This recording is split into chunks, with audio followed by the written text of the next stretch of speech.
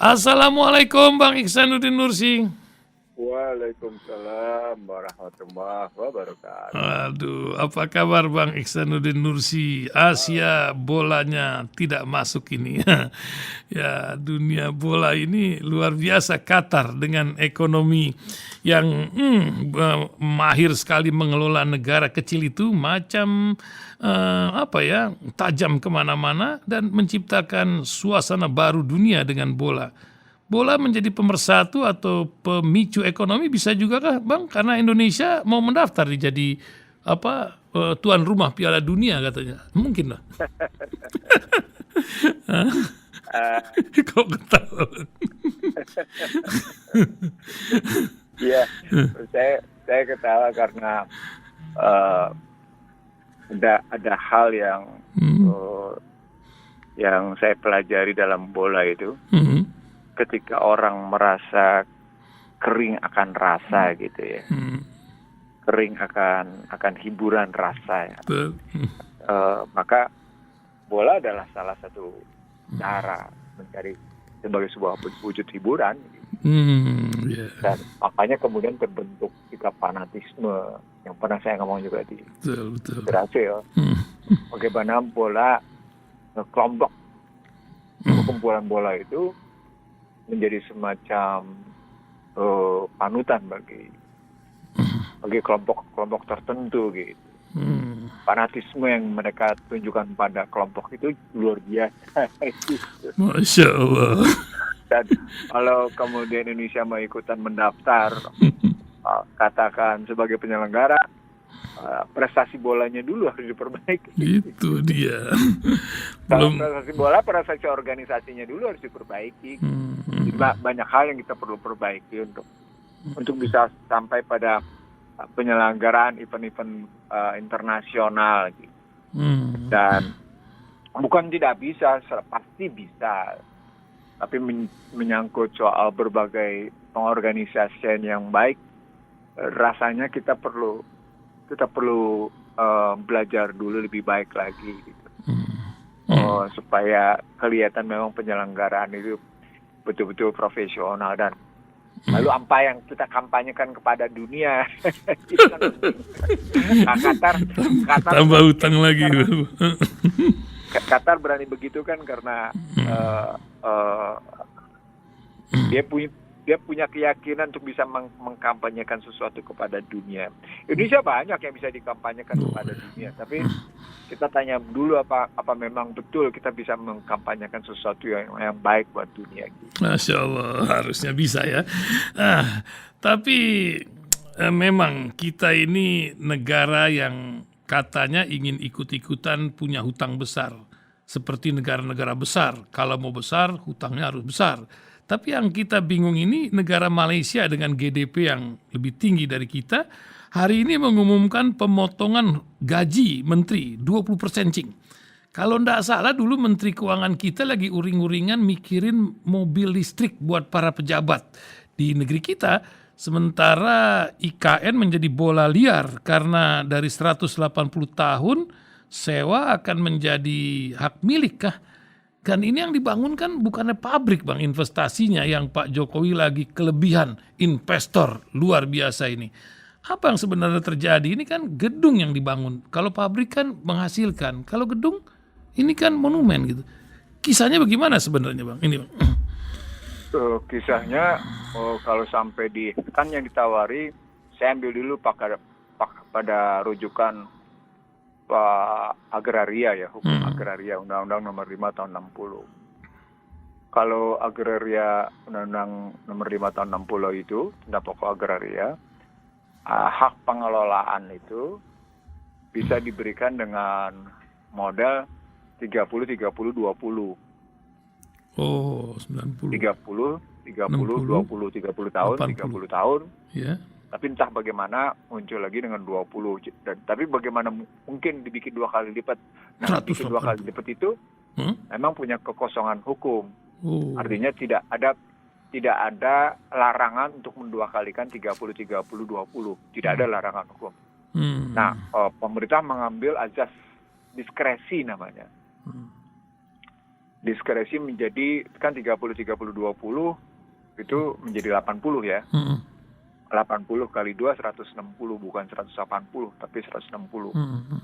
Yang beredar di media sosial itu salah gitu ya. 180, yang benar itu 160. Tapi kan setelah 160 para pemodal merasa bahwa itu akan kembali ke negara gitu. Iya. Sehingga tidak bisa dimiliki selamanya. Nah, padahal undang-undang agraria itu juga mengakui soal hak milik. Dan itu yang diminta oleh para investor menjadi hak milik, bukan hak pengelolaan. Jadi ada pergeseran hak pengelolaan di situ. Dari pengelolaan ke hak milik itu yang diminta. Nah, artinya ketika ada permintaan yang bergeser dari hak pengelolaan menjadi hak milik, sesungguhnya bukan oversubscribe, bukan kelebihan permintaan. Permintaannya berkurang, tapi yang permintaan berkurang minim. Nah, permintaan minim itu meningkatkan bargaining position, yang meningkatkan posisi tawarnya. Oke, saya berminat, tapi saya nggak mau hak pengelolaan gitu. Artinya saya apa mau dan hak pengelolaan. Nah, itu karenanya kemudian orang menganggap itu mimpi bahwa itu oversubscribe. Kalau di oversubscribe sesungguhnya hak pengelolaan saja 160 tahun sudah cukup, karena 160 tahun itu dihitung generasi, dia sudah 6 generasi. Masya Allah. Kalau kita hitung generasi, dia sudah 6 generasi. 6 kali 25, 150. Dia sudah dapat 160 tahun. Memang generasi apa yang bakal Nah, disitulah relasi generasi menjadi hubungan dengan kedaulatan. Ketemu, tidak ketemu, sesuai dengan pasal 33 tadi gitu. Kok ditambah lagi dengan Maluku yang diobral. Pulau-pulau itu utara ya. Pulau-pulau itu ditambah lagi dengan Maluku yang diobral dengan harapan karena minat. Ini nggak ngerti tesis-tesis pasal 33 ayat 123 itu tentang bumi air itu tidak lagi ketemu dengan rumus umum bahwa eksistensi kedaulatan itu terletak pada penguasaan dan kepemilikan akan tanah gitu. Ini masih berlaku undang-undangnya kan, tidak perlu ada yang punya ide itu mengembalikan kepada undang-undang dasar, perpanjangan dulu. Ini yang ada aja masih berlaku undang-undang ini kan, konstitusi ini. Artinya kalau dibalikin dengan undang-undang pokok agraria saja nggak ketemu. Apalagi undang-undang dasar ya. Ganti dulu tuh undang-undang gitu. Baliknya gitu. Nah itu di undang-undang pokok agraria saja orang tetap masih bicara tentang ini idealisme agraria. Itu kan basis berpikir undang-undang pokok agraria adalah sosialisme. Iya. Perlu tahu itu undang-undang 560 itu basisnya sosialisme tuh gitu. Nah artinya nggak bisa kita berpijak pada kekuatan kapitalisme. Kita kan maunya jadi makin tergelar bahwa betapa mudahnya negara didikte oleh kekuatan investor kan, jadi gitu jadinya. Yang saya bilang ini bentuk infiltrasi, ini bentuk invasi, ini bentuk bagaimana indoktrinasi kan gitu. Kan sedang dibuktikan sih dengan kalimat-kalimat itu. Investor menghendaki begini, itu kan indoktrinasinya investor. Itu kan bentuk intimidasinya investor. Kan saya bilang yang investasi itu 7I, kalau tadinya saya bikin 5I saya jadi 7I karena ada tambahan indoktrinasi gitu. Ada tambahan interferensi. Dan ini masuk dalam perhitungan GDP kita. Jadi tingkat gininya makin besar kali, yang besar makin besar, yang kecil keok-keok begitu, Bang. Kalau dalam hitungan masuk GDP lebih parah lagi karena berarti kan itu hitungan I-nya ya, komponen I-nya. Nah, komponen I-nya kan bukan komponen I orang Indonesia kan? Iya dong. Oke, komponen I-nya bukan komponen yang I bikin orang Indonesia. Teori mereka kan pakai dolar. Komponen I-nya datang dari luar. Yang ketiga kan berlaku rumus siapa menanam dia menikmati kan? Oke, berarti PDB seperti yang diprotes sejak tahun 70 bahwa dia nilainya semu gitu. Itu trickle down efeknya gagal gitu. Disebut liberalisasi ekonomi terjadi seperti yang Surya Paloh beberapa tahun lalu ingatkan dalam sebuah speech-nya dia, bukan begitu, Bang? Saya nggak mengutip dia. Ya udah jangan, udah cerita lain lah. Kita cerita lain. Nah, ini balik lagi ke keadaan hari ini, Bang. Katanya rancangan kitab undang hukum pidana bakal diketok judulnya Semua Bisa Kena. Kata Pak Mahfud, kalau nggak setuju ada mekanismenya. Ini apa yang sedang terjadi setelah berpuluh tahun atau berapa tahun ini kitab undang-undang hukum pidana ini bergulir. Semua bisa kena. Benarkah ini, Bang? Iya, karena kalau menghina anggota dewan, menghina polisi, menghina RT RW, sebenarnya problemnya bukan itu. Problemnya adalah gitu ya, penghinaan saja memang sudah merupakan delik hukum. Tapi kenapa kemudian dispesialisasikan pada pejabat? Oh, itu dia. Kenapa dispesialisasikan kepada pejabat? Seolah-olah pejabat itu tidak boleh dihina. Kalau Trump dimaki-maki oleh seorang artis sebagai saya nggak ingin kutip maki-makinya. Yeah. Biden juga dimaki-maki sama tuh. Bahkan kalau saya baca di media asing itu, Joe Biden dimaki-makinya lebih vulgar gitu. Kan kalau Trump cuma oleh seorang artis ya. Yeah. Dimaki-makinya secara terbuka gitu. Kalau Biden itu dimaki-makinya bukan oleh 1-2 orang, oleh kelompok orang gitu ya, dimaki-maki habis-habisan dan lebih vulgar maki-makinya. Dan itu tergelar dan nggak apa-apa juga tuh gitu kalau kita contoh demokrasi yang katanya. Kalau kita contoh demokrasi bahwa segala sesuatunya menganut kesetaraan, segala sesuatunya menganut kesamaan, kan kesamaan hak dalam kedaulatan. Nah, saya kira problematik dalam undang-undang pidana adalah problematik ketika berhadapan dengan kekuasaan. Itu problematik kedaulatan. Jadi kalau melulu antar hubungan manusia, itu bukan problem kedaulatan. Yang mengatur soal kejahatan antar sesama manusia namanya. Itu bukan problematik bukan interaksi antara manusia. Tapi ketika terjadi interaksi warga dengan pejabatnya disebut sebagai sebuah bentuk tindak pidana, itu problematik kedaulatan. Bahwa seorang pejabat itu agung luar biasa, mulia luar biasa gitu ya.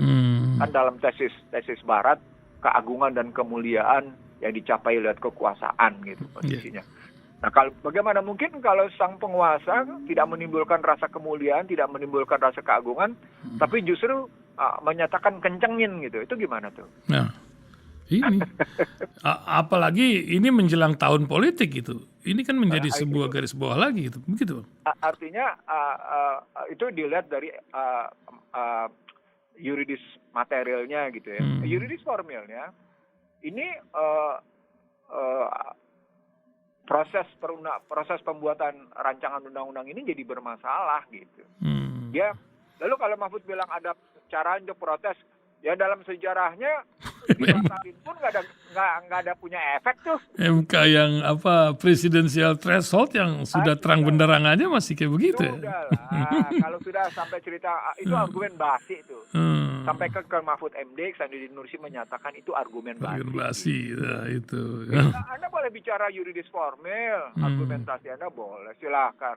Tapi Anda gagal dalam yuridis filosofis, teologis material. Sorry ya, Anda gagal dalam legal istilah hukumnya, Anda gagal dalam legal culture. Anda gagal dalam membangun budaya hukum yang memberikan rasa keadilan bagi masyarakat. Gitu. Gampang tuh jawabnya kayak gitu. Dan belajar dari 7 tahun terakhir ini, apapun yang protes masyarakat lewat MK kan lewat begitu aja. Akhirnya kita protes ke langit tuh kan. Langit pun nggak boleh salah ngomong kita protes. Ya, makanya kemarin itu saya ketemu salah satu kerabat Anda tuh, Ahsan Talib. Saya Bang. Kita berurusan sama salah satu gema masjid. Ya, begitulah. Itu melayani munajat akbar, ngebersih-bersihin setelah itu gitu. Jadi kita protes ke langit biar Allah punya rencana lain lah. Itu kan. Setidak-tidaknya umat Islam itu selalu punya harapan. Jangan pernah putus asa. Bukan begitu, Bang? Betul. Karena ketika kita sampai pada inna maha ala kulli syai'in qadir gitu ya, malikal mulka mimman tasya gitu ya. Itu kan kita akhirnya memang menyerahkan diri pada keputusan Allah gitu. Bagaimana Allah memberi keputusan. Tapi untuk sampai pada situ kan saya baru saja bicara dengan beberapa kalangan.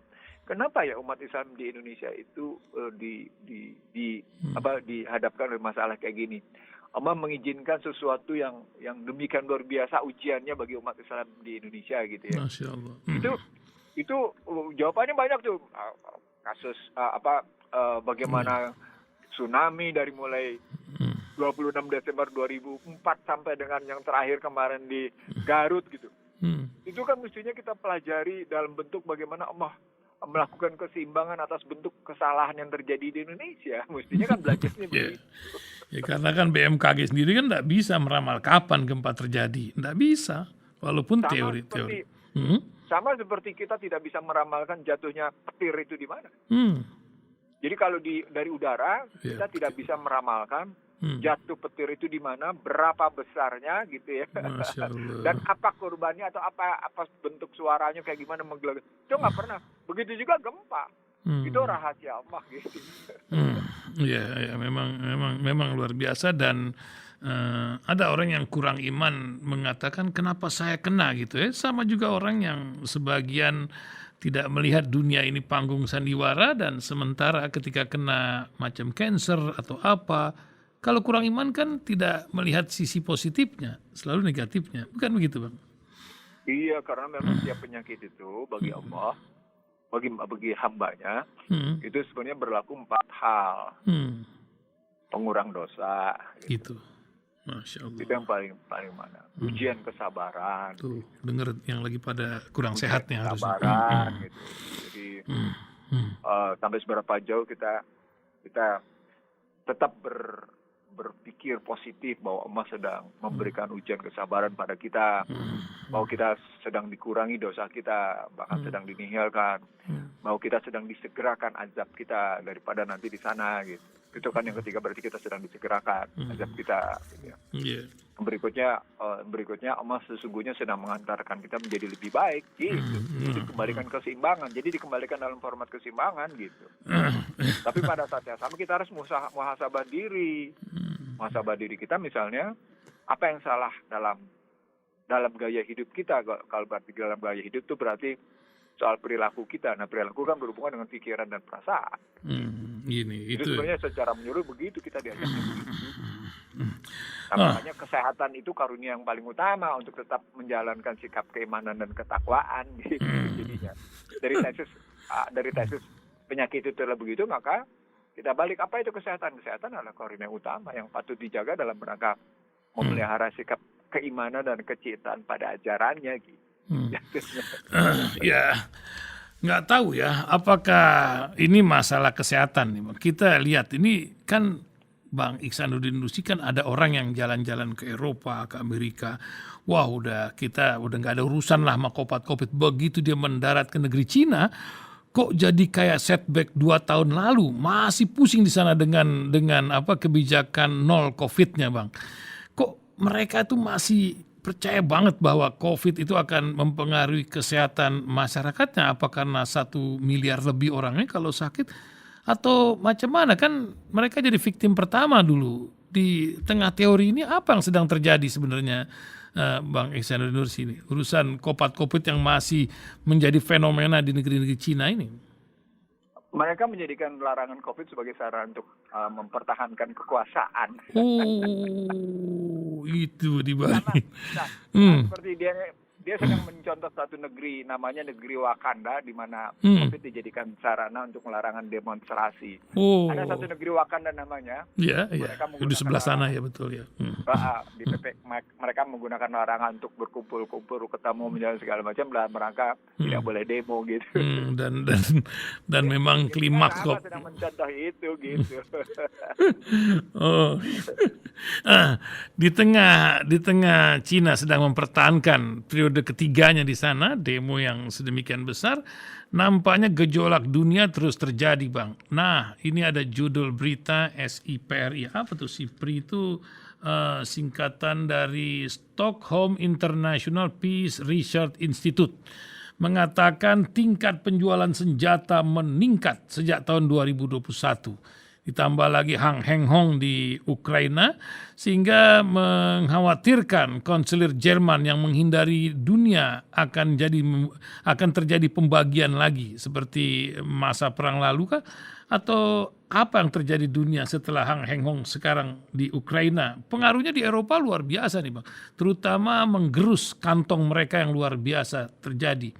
Gas bisa 5-6 kali naik dan macam-macam di musim dingin ini. Apa yang Bang bisa ingatkan dari peristiwa ini? Yang pertama soal peningkatan penjualan senjata. Itu dampak dari situasi fuka yang mereka terus-menerus. Jadi Ihsan Talib mungkin ingat, saya kirim buku Bangsa Terbelah ke hasil itu kan 3,5 tahun lebih yang dari 2019. Akan ada penciptaan macam gini kata Bang Ihsan. Iya, penciptaan kayak gini. Artinya akan ada penciptaan suasana fuka gitu. Nah, ternyata suasana fuka yang mereka ciptakan bukan cuma sekedar iklim ketidakpastian dalam perekonomian. Kan kalau diambil dari cara berpikir Barat tentang perekonomian, selalu terciptanya iklim ketidakpastian. Ketidakpastian itu melahirkan ketakutan, scary. Basis teorinya kan keterbatasan sumber daya, keterbatasan barang produksi, sehingga mereka harus melakukan pengelolaan dengan macam-macam. Padahal Allah menyatakan memberikan kecukupan gitu, sepanjang tidak diikuti dengan keserakahan gitu.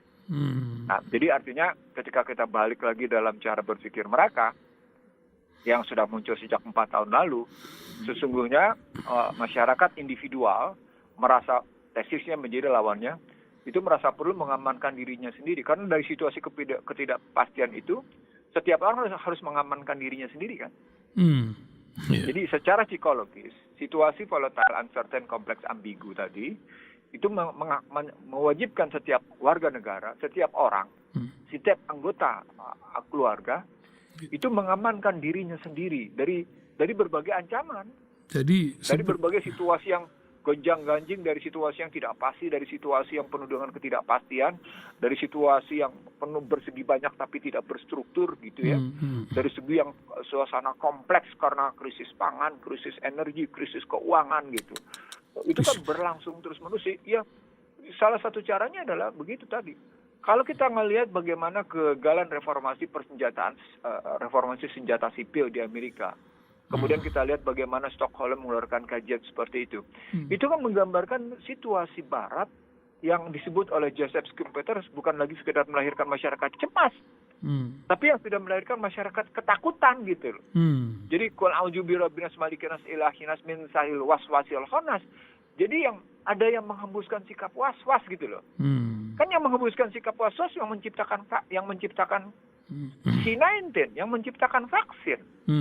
Jadi kalau logikanya, ini saya ngomong menyederhanakan masalah ya. Biar lebih simpel dimengerti ya, betul. Iya, ada situasi yang diciptakan kecemasan, kewaswasan gitu. Situasi was-was dan cemas itu diciptakan sedemikian rupa karena mereka bermaksud tujuannya pertama bukan sekedar kekayaan tapi kekuasaan. Tujuan kekuasaannya ngapain? Mendikte dunia gitu. Kekayaannya ya mereka ngambil semua. Pokoknya lo nggak bisa lo mesti belanja begini, mesti begini. Mereka mendikte politik, mereka mendikte ekonomi. Nah, salah satu mendiktenya caranya mereka menggunakan lembaga-lembaga multilateral. Itulah yang disebut oleh Schumpeter pada tahun 70-an sebagai masyarakat cemas. Lalu kemudian dalam kondisi kekinian itu bisa kita lihat dalam konstruksi qul a'udzu birabbinas gitu. Itu yang kita lihat. Baca aja bukunya Tex Mars lah untuk itu. Silakan. Tex Mars menulisnya dengan ini. Saya bukan mengajari untuk bicara tentang pembelajaran Kristen Ortodok, tapi dengan model Injil Barnabas yang dipakai oleh Tex Mars. Tex Mars berhasil membedah situasi itu sampai akhirnya dia meninggal sebelum COVID-19 itu beredar gitu. Nah, kalau kita lihat lagi situasinya di kajian beredar senjata kayak gitu, kan itu berbanding lurus gitu ya dengan situasi bagaimana masyarakat Eropa kesulitan menghadapi kebutuhan hajat hidup orang banyak. Apakah makan, apakah gas gitu. Di tengah yang namanya uang juga mereka sudah mulai kesulitan. Karena krisis keuangan itu berjalan beriringan dengan krisis pangan dan krisis energi gitu. Nah, mereka menyalahkan tetap Rusia. No. Kenapa Rusia mesti bertahan? Karena Rusia merasa Anda telah terlampau kurang ajar. Karena di halaman kami Anda membangun kekuatan untuk mendesak kami. Kan begitu kalau pakai istilah Putin. Siapa yang disebut dengan mereka oleh Putin? NATO. Maka perangnya bukan perang Ukraina Rusia, tapi perang NATO melawan Rusia gitu. Dan itu dibuktikan kemarin oleh yang namanya rilis dari Department of Defense-nya Amerika. Dengan menyatakan bagaimana Amerika melatih orang-orang Ukraina dalam rangka menghadapi perang. Itu rilisnya ada. Jadi Kalau kita sederhanakan gitu ya, kita lihat secara sederhana. Was-was ini berarti diciptakan, dan dalam sikap was-was itu orang butuh kepastian, dan tidak ada kepastian kalau bicaranya kepastian berdasarkan subjektivitas manusia, karena kepastian itu hanya milik Allah. Dan maka kemudian hanya ajaran Allah yang bisa memberikan kepastian. Itu sederhananya begitu, Ihsan Talib gitu. Iya, orang memang pernah mendengungkan ini dalam teori konspirasi, tapi sekarang kok makin lihat nyata ya, karena banyak negara kurang penduduknya, Korea, Singapura, Jepang, lain-lain dengan teori free child-nya mereka itu. Juga adanya virus yang kemarin lagi Heng Hong, perang yang berkecamuk. Tambah lagi ini Bang, kemarin ini agak rame dan di Eropa tuh cukup luar biasa tentang LGBTQ plus lagi. Ini luar biasa, dan nampaknya Duta Besar Amerika di Indonesia tahu diri ya menyetop kunjungan, tapi toh virus ini juga sudah beredar di muka bumi. Yang anehnya negeri komunis kok malah melarang gitu, mendenda dan sedemikian dijalankan ini. Jadi kita jadi bingung ini dunia ini. Apa yang Bang Ihsan Indonesia bisa memberikan pencerahan kepada ini, karena ini bahaya ada di depan mata masing-masing di berbagai tempat, di sekolah, di pesantren, di lingkungan kita ini. Gimana Bang? Silakan. Gak usah jawab dulu pakai Al-Quran ya. Gak usah jawab dulu pakai Al-Quran. Kita pakai ilmu peradaban aja, pakai ilmu kebudayaan, pakai ilmu sosiologi aja gitu. Kalau kita melihat dalam tataran sosiologi, maka yang sedang terjadi adalah perang nilai. Perang nilai. Kalau kita terjemahkan ke dalam perspektif antropologi, ilmu kebudayaan, ini perang peradaban gitu. Jadi kalau pakai sosiologi ini perang nilai gitu ya. Karena basis gerak masyarakat bagaimanapun tetap dikembalikan oleh nilai-nilai. Teori sosiologinya begitu, bukan cuma sekedar teori tindakan gitu.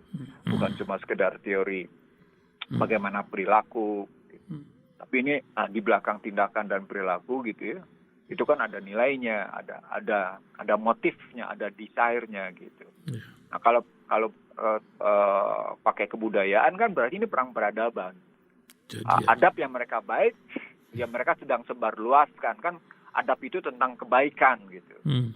Dan kemudian mereka melihat adab ini perlu diterima oleh seluruh masyarakat dunia. Itu logika sederhananya begitu kalau kita lihat dari sosiologi dan kebudayaan. Tapi mestinya kita lihat juga kenyataan alam. Kenapa ya binatang tidak mencari sesama jenis dalam bermakan bersama? Tawa. Kenapa kambing tidak mencari kambing lelaki gitu? Kambing betina tidak mencari kambing betina gitu. Atau kambing betina bisa mencari lelaki dan betina gitu. Yang I-nya itu. Atau ayam deh, nggak usah kambing, ayam deh gitu. Atau sapi deh gitu. Atau kuda deh. Kenapa binatang? Ini kan artinya kita sedang diajari oleh alam bahwa binatang saja nggak mungkin mencari sesama jenisnya gitu.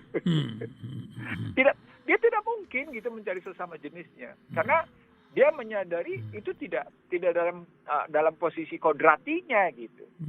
Untuk bicara itu gitu.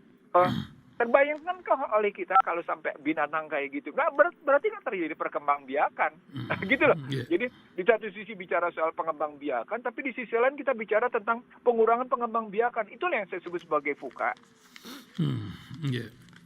Ya, jadi di satu sisi bicara tentang pengembangbiakan, tapi di sisi lain bicara tentang menahan pengembangbiakan. Poinnya ternyata tetapnya namanya industri farmasi, kan di belakang LGBT adalah soal kondom. Kan di belakang LGBT adalah soal obat-obat macam-macam gitu. Industri farmasi. Itu yang pernah saya bilang di dalam sebuah ceramah. Ketika saya mau masuk sebuah ceramah di depan para ibu-ibu, pesertanya 99,9% itu ibu-ibu gitu. Saya harus ceramah di situ karena saya harus bicara tentang sesuatu. Nah, sebelum saya masuk ceramah, ada penceramah bicara tentang LGBT gitu. Dia cerita, ya proporsional, dia analisisnya bagus. Tapi dia tidak melihat bahwa beyond the LGBT issues adalah bisnis gitu lah. Saya kasih tahu ini loh, Anda nggak ngelihat ini bahwa di balik isu LGBT itu ada soal bisnis. Nah, bukan cuma sekedar melulu pada perang peradaban, bukan cuma sekedar melulu pada perang nilai. Nah, kalau kemudian kita tarik dalam suasana alam, saya bilang nggak ada binatang mencari sesama jenisnya untuk berkembang biak loh. pada saat yang sama berkembang biak nggak boleh sekarang lewat ke namanya COVID vaksin gitu kan gitu. Jadi ada hal yang sederhana yang bisa kita lihat gitu. Jadi kalau dibalikin lagi, oh itu teori konspirasi. Kalau satu konspirasi berdasarkan data yang satu dengan data lain terbukti, itu konspirasi bukan? Kan nggak bisa kita bilang itu konspirasi karena data yang satu terkait dengan data yang lain dan itu terbukti gitu. Nggak bisa kita bilang konspirasi gitu. Informasi yang satu dengan informasi yang lain terbukti. Enggak, itu cuma isu, namanya saja informasi. Loh gimana? Itu kan argumen sama seperti ketika orang dibilang masuk dalam jejaring Freemasonry atau orang dianggap masuk dalam jejaringnya katakan Bilderberger gitu ya. Oh enggak, itu konspirasi. Tapi dan semua isu yang muncul adalah isapan jempol. Tapi terbukti itu isapan jempol apa gimana tuh? Jadian gitu. Itu ngelihatnya. Nah kalau kita ngomong kayak gini, kita dibilangnya radikal atau teroris gitu. Pada saat sama ketika kita lihat yang namanya kelompok-kelompok mereka membuat organisasi dunia dan memaksakan pemikirannya, itu tidak disebut radikal. Itu gimana tuh? Ketika LGBT menyerang, itu radikal apa enggak LGBT? Sangat itu. Sangat itu sampai Qatar aja uring-uringan kan. Jerman tutup mulut, akhirnya kalah pula dia kan. Ketika sebuah tenda berlambangkan satu agama, itu radikal bukan? Nah, itu kan membuat sebuah stressing lain kalau dia tahu secara psikologi ini mengganggu, harusnya begitu kan. Artinya sesungguhnya yang dibutuhkan oleh para pejabat, oleh para peninggi negeri ini, itu sikap adil, sikap proporsional. Sikap sesuatu pada tempatnya. Dilihat secara seimbang. Jangan dilihat yang ini berlaku terhadap kelompok ini tidak berlaku terhadap kelompok ini. Nggak bisa begitu gitu loh. Saya harus menyatakan lewat radio Silaturahim dan Rasil TV. Ketika Anda sebagai pejabat dan penegak hukum memperlakukan tindakan seperti itu, pada hakikatnya Anda sedang menyayat-nyayat kalbu Anda sendiri. Saya kalimatnya menyayat-nyayat keadilan sosial bagi seluruh rakyat Indonesia. Itu harusnya. Enggak usah bilang keadilan sosial bagi seluruh rakyat Indonesia. Keadilan sosial bagi diri Anda. Ukur diri Anda sendiri gitu. Iya, betul. Keadilan sosial bagi diri Anda, enggak usah bagi seluruh rakyat Indonesia. Bagi diri Anda itu adil. Nah, kalau Anda bilang adil, Anda sedang menyayat-nyayat kolbu Anda sendiri. Anda sedang menyayat-nyayat hati nurani Anda sendiri. Karena hati nurani tidak akan pernah mati bicara tentang keadilan. Tidak akan pernah mati. Yang ada bisa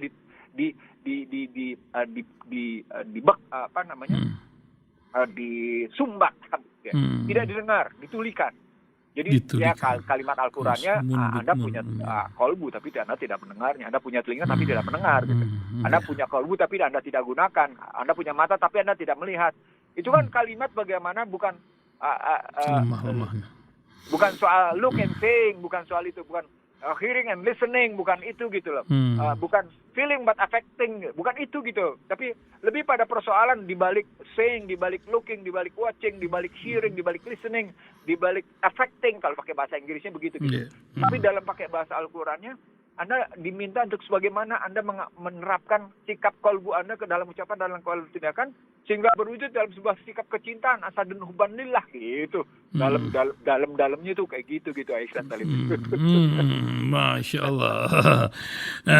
Ya kalau kita sudah melihat kalbu ini memang ya bingung kita melihat penguasa publik ini yang uring-uringan melihat LGBT tapi dengan kenjuruhan kilometer 50, upah buruh murah, tidak bersuara. Ini kan sebuah kalbu yang tertutup secara massal atau cemana Bang ini? Itu tadi yang saya bilang. Keadilan dari kalbu, keadilan dari hati nurani. Itu terus bersuara. Yang ada dia cuma bisa disumbat, dia bisa tidak didengar gitu ya. Dia bisa ditulikan.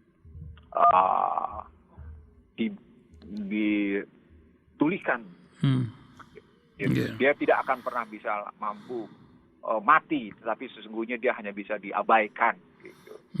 Nah, kalau seorang penegak hukum, seorang pejabat negeri ini berlaku seperti itu dan terus asik bicara tentang memburu harta untuk tahta untuk harta gitu ya. Power seeking the treasure seeking the power, istilah saya begitu gitu ya. Ya, saya mengucapkan selamat mudah-mudahan Anda mencapai apa yang Anda buru di dunia ini. Gitu kalau saya mengucapnya. Loh, kalau dia punya hati nurani, itu teguran keras sesungguh. Itu teguran keras, amat sangat keras, luar biasa gitu. Karena manusia tidak akan pernah bisa menahan waktu. Siapa yang bisa menahan waktu? Nggak usah putaran jam deh. Putaran detik aja bisa ditahan nggak? Nggak bisa. Nggak bisa. Kalau dia tidak bisa menahan putaran detik gitu ya, atau sepersekian detik dia tahan waktu tidak beredar. Waktu tidak boleh beredar 1 sepersekian detik, dia bisa tahan kayak gitu. Maka dia sungguh berkuasa. Tapi ketika dia tidak bisa menahan putaran detik, maka sesungguhnya kematian akan menjemputnya. Itu poinnya. Dimanapun Anda, kematian akan menjemputnya. Persoalan pokoknya bukan soal kematiannya. Persoalan pokoknya adalah bagaimana proses menuju kematian itu. Itu mah yang menggambarkan Anda siapa gitu. Ya, perspektif kita terhadap kematian macam gimana. Iya, ya memang kalau. Iya, jadi kan makanya doanya Allahumma hawin alaina fi sakaratil maut. Kan gitu kan. Wa najata minan nar wa afa indal hisab, itu dalam sekali itu doanya. Gitu. Dalam sekali. Dulu waktu saya itu umrah, itu doa saya cuma 2 itu. Allahumma hawin alaina fi sakaratil maut wa najata minan nar wa afa indal hisab rabbana atina. Saya cuma baca itu aja. Ketika Karena kritis. saya menyadari proses perjalanan kehidupan itu cuma menuju pada kematian. Al-haqqu mutakasur hatta jurtumul maqabir gitu ya. Maka 2 doa itu buat saya sudah doa sapu jagat. Nah, untuk ke arah sana. Di menjelang menit ke-40 Bang Ihsanuddin Nursi, pesan apa yang ingin Bang Ihsanuddin Nursi sampaikan di menjelang akhir tahun ini, udah masuk Desember kita ini sekarang, dan juga nampaknya banyak bencana selalu di bulan Desember. Entah apa ini, apakah memang alam atau memang tanda-tanda apa gitu. Silakan Bang. Satu hari saya mendengar seorang Ihsan Talib menyatakan 2023 gelap gitu. 2023 akan ditimpa dengan resesi gitu. Satu hari saya mendengar Ihsan Talib ngomong kemana-mana kayak gitu ya. Tapi di sisi lain Ihsan Talib ceramah di Solo, ceramah di Jakarta, ceramah di mana-mana. Perekonomian kita bagus dan kita paling baik dari berbagai belahan dunia gitu, dan kita akan mampu mengatasi situasi gitu. Jadi ini yang benar, kita sedang menghadapi gelap. Kita sedang dalam posisi sangat cerah atau kayak gimana gitu ya? Kan gitu ngelihatnya gitu ya. Saya coba lakukan konfirmasi. Konfirmasi yang saya dapat adalah gitu ya. Di triwulan 3 2022 memang neraca pembayaran kita surplus. Ya, defisit transaksi berjalan kita surplus, bukan neraca pembayaran. Defisit transaksi berjalan. Kalau neraca pembayaran itu terdiri cuma ekspor sama impor aja gitu. Ini menyeluruh dibandingkan dengan situasi bagaimana ekspor impor dengan pajak apa semua lah. Lalu lintas modal finansial gitu. Nah, memang surplusnya besar sampai 2,3 miliar US dollar defisit transaksi berjalannya. Lalu saya lihat cadangan devisanya 130,08. Pada saat yang sama saya lihat yang namanya ternyata uang yang keluar juga triliunan gitu. Ratusan triliun. Terbang. Lalu pertanyaan saya berikutnya. Ini sesungguhnya dari posisi defisit transaksi berjalan yang surplus, siapa yang menikmati? Lalu saya jawab siapa? Korporasi. Oh pantes, mereka bilang mereka punya PDB membaik, mereka kena, oh iya rupanya angkanya begitu gitu. Lalu pertanyaan pokoknya, korporasi apa yang paling menikmati gitu? Korporasi tambang. Itu dia. Korporasi tambang.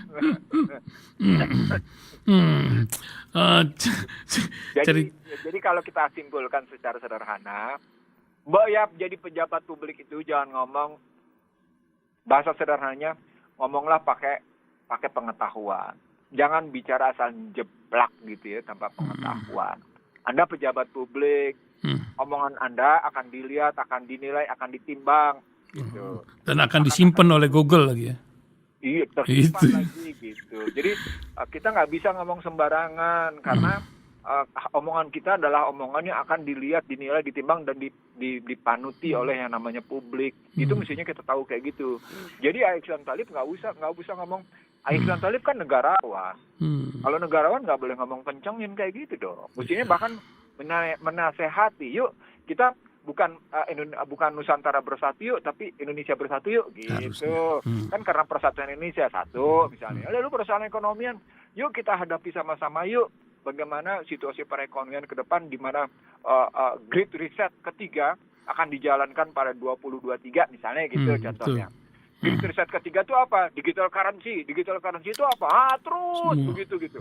Sampai akhirnya Indonesia punya jawaban yang pasti untuk menyelamatkan anak bangsa ini ke depan, gitu.